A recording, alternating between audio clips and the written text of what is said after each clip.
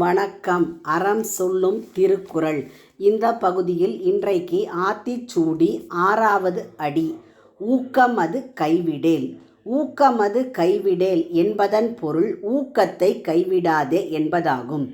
எந்த ஒரு செயலையும் செய்யும் போது மனத்தெம்பையோ மன வலிமையையோ விட்டுவிடாமல் தொடர்ந்து முயற்சி செய்ய வேண்டும் என்பதே இதன் கருத்தாகும்.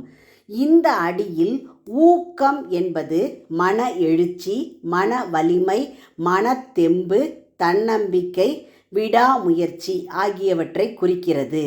கைவிடேல். கைவிடேல் என்று சொன்னால் கைவிடாதே, அதாவது விட்டுவிடாதே. எந்த ஒரு செயலையும் செய்ய தொடங்கும் போது அது கடினமாக இருந்தாலும் அல்லது தோல்வியை சந்தித்தாலும் கூட முயற்சியை கைவிடாமல் இருப்பது அவசியம். தோல்வியே வெற்றிக்கு முதல் படி என்பதை கருத்தில் கொண்டு மன வலிமையுடனும் தன்னம்பிக்கையுடனும் தொடர்ந்து முயல்வது வெற்றியை தரும். நீ எத்தொழில் செய்யும் போதும் மன வலிமையினை கைவிட்டு விடாதே. எந்த ஒரு செயலையும் செய்ய புகும் அளவிலேயே அது முடிவதில்லை. அது முடிய வேண்டும் என்னும் ஊக்கம் உள்ளத்தில் இருக்க வேண்டும். இடையில் வரும் ஊறுகளால், அதாவது துன்பங்களால் தளர்ச்சி அடைந்து ஊக்கத்தை கைவிட்டு விடுதல் கூடாது. தமக்கு உயர்வு வேண்டி மனதில் எழுச்சி கொள்ளுதல் இனிமையை தரும் என்னும் பொருளில் உயர்வு உள்ளி ஊக்கம் பிறத்தல் இனிதே என்கின்றது இனியவை 40 என்னும் 14 கீழ்க்கணக்கு நூல். உடல் வலிமையும் பொருள் வலிமையும் பிற வலிமைகளும் மனத்தில் ஊக்கம் இல்லாத போது பயனற்றவை ஆகிவிடும். எனவே உள்ளம் தளர்ந்து ஓய்ந்து விடுதல் கூடாது. மன எழுச்சி என்னும் ஊக்கம் அனைவருக்கும் அவசியமானது என்பதை வலியுறுத்த வள்ளுவர் ஊக்கம் உடைமை என்னும் ஒரு அதிகாரத்தை வைத்தார்.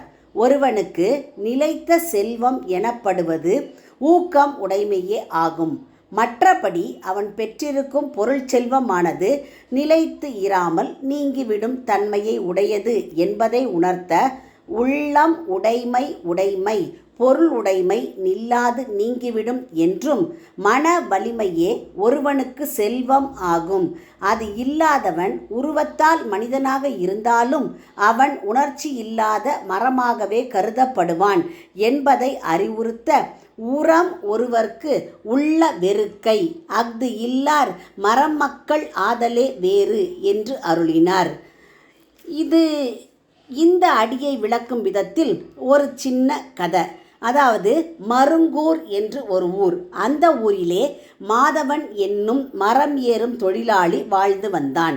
சுற்றுவட்டார கிராமங்களில் தென்னந்தோப்பில் தேங்காய்களை பறித்து கொடுத்தும், பனை மரங்களில் ஏறி நுங்கும் பதநீர் போன்றவைகளை இறக்கி கொடுத்தும் அதில் கிடைக்கின்ற வருமானத்தை வைத்து கொண்டு அவன் தன் குடும்பத்தை ஏழ்மை இல்லாதவாறு நடத்தி வந்தான். ஒரு சமயம் தேங்காய்களை அறுக்கின்ற காலத்தில் மாதவனுக்கு உடல்நிலை சரியில்லாமல் ஆகிவிட்டது. தென்னந்தோப்புக்காரர்கள் எல்லோரும் மாதவனை வரும்படி அழைத்து தேங்காய்களை அறுப்பதற்கு தேதி குறித்து விட்டார்கள். மாதவனால் சரியான நேரத்திற்கு தொழிலுக்கு போக முடியாமல் கடுமையான காய்ச்சலால் மிகவும் கஷ்டப்படத் தொடங்கினார். அதே நேரம் நோயை குணப்படுத்த மருத்துவரிடம் செல்லவும் பணம் இல்லாமல் அவதிப்பட்டார். மாதவனுக்கு மகேந்திரன் என்று ஒரு மகன் இருந்தான். 10 வயது கூட நிரம்பாத சிறுவன் மகேந்திரன் படிப்பிலும் பேச்சு சாதுரியத்திலும் படுசுட்டியாக இருந்தான். சிறு வயதிலேயே நல்ல பழக்க வழக்கங்கள் அவனிடம் நிறைய காணப்பட்டன. மகேந்திரனால் தன் தந்தை படுகின்ற வேதனையை தாங்கிக் கொள்ள முடியவில்லை. அதே நேரம் தேங்காய்களை பறிப்பதற்காக தன் தந்தை ஒத்துக்கொண்ட வேலையையும் செய்ய முடியாமல் மேலும் தந்தையார் மன கஷ்டப்படுவதை நினைத்து ஒரு முடிவுக்கு வந்தவனாய் வீட்டை விட்டு வெளியே புறப்பட்டான். தோப்புக்காரர்கள் எல்லோரும் மாதவனின் வருகையை ஆவலோடு எதிர்பார்த்து இருந்தார்கள். ஆனால் மாதவனின் மகன் மகேந்திரன் வருவது அவர்களுக்கு ஆச்சரியத்தை அளித்தது. தோப்புக்காரர்களை நெருங்கிய மகேந்திரன், ஐயா, எல்லோரும் மன்னிக்க வேண்டும். இன்று என் தந்தைக்கு உடல்நிலை சரியில்லாமல் இருப்பதால் அவரால் குறிப்பிட்ட நாளில் தேங்காய் அறுப்பதற்கு வர முடியவில்லை. அதனால் அவர் செய்கின்ற வேலையை நானே செய்வதாக முடிவெடுத்து வந்துள்ளேன் என்றான். அதனை கேட்ட தோப்புக்காரர்கள் ஆச்சரியம் அடைந்தனர். சிறுவனே, உன்னால் எப்படி உயரமான தென்னை மரத்தில் ஏறி தேங்காய்களை பறிக்க முடியும்? வீணாக விஷை பரீட்சை செய்யாதே, வீட்டிற்கு சென்றுவிடு. உன் தந்தையாரின் உடல்நிலை குணமானதும் பின்னர் தேங்காய்களை அறுத்து கொள்ளலாம் என்று கூறினார்கள். உடனே மகேந்திரன், ஐயா, நீங்கள் இப்படி சொல்வீர்கள் என்றுதான் நானும் எதிர்பார்த்தேன். ஆனால் என் தந்தையின் உடல்நிலையோ மிகவும் மோசமாக உள்ளது. மருத்துவரிடம் செல்லவே பணம் இல்லாமல் மிகவும் அவதிப்பட்டு கொண்டிருக்கிறார்.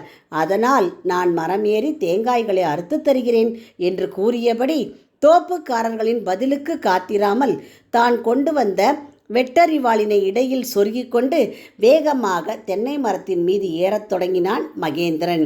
சிறு வயதிலேயே மரம் ஏறுவதில் தன் தந்தையுடன் பயிற்சி செய்தது சரியான நேரத்தில் உதவி செய்கிறதே என்று மனதுள் நினைத்தபடியே மர உச்சிக்கு சென்று விட்டான் மகேந்திரன். தோப்புக்காரர்கள் எல்லோரும் மகேந்திரனை வியப்புடன் பார்த்து அவனின் வீரத்தை பாராட்டினார்கள். மகேந்திரன் தன் கடமையையே கருத்தில் கொண்டவனாக அரிவாளினால் தேங்காய்களை அறுக்கத் தொடங்கினான். பின்னர் மரத்தை விட்டு கீழிறங்கி அடுத்த மரத்தில் ஏறத் தொடங்கினான். தன் தந்தையைப் போலவே நன்கு விளைந்த தேங்காய்களை எல்லாம் இனம் கண்டுபிடித்து குறிப்பிட்ட நேரத்திற்குள் அறுத்து முடித்துவிட்டான் மகேந்திரன். அந்த தோப்புக்காரரிடம் கூலி பணத்தை வாங்கி கொண்டு அருகில் இருக்கும் மற்றொரு தென்னந்தோப்புக்குள் நுழைந்து தேங்காய்களை அறுக்கலானான். தனது தந்தையார் ஒத்துக்கொண்ட எல்லா தோப்புக்காரர்களின் தோப்புகளிலும் மரம் ஏறி தேங்காய்களை அறுத்து கொடுத்து கூலியையும் வாங்கி கொண்டு வீட்டை அடைந்தான் மகேந்திரன்.